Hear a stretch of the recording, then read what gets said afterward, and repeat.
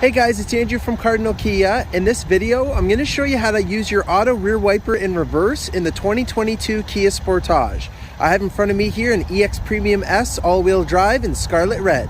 Let's get started. Okay, so to start us off, we're going to head into the instrument panel. We're going to use the buttons on the right side of the steering wheel here to navigate through. So I'm going to go sideways through the menu. And if I go down to convenience, press OK.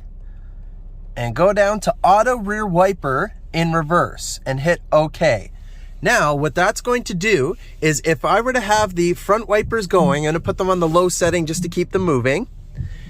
If I were to now put the vehicle into reverse without turning on the rear wiper, you're going to see that the car is going to start wiping the rear wiper for me because I turned the front ones on. So if it was raining or snowing, you had them on for a reason, but you forgot to turn on the rear one, or you just don't normally turn it on, what the car will do is just start wiping the rear wiper for you with that feature turned on. And if I were to put it back into park or into drive, you'll see the rear wiper is going to stop even though the front one is going, because it's now served its purpose in cleaning the back windshield for you in case you didn't turn it on yourself.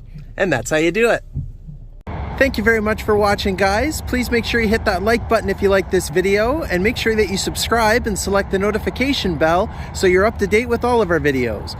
Please go ahead and give us a follow on Twitter, Facebook, and Instagram. All of the links are in the description below. Thanks, guys.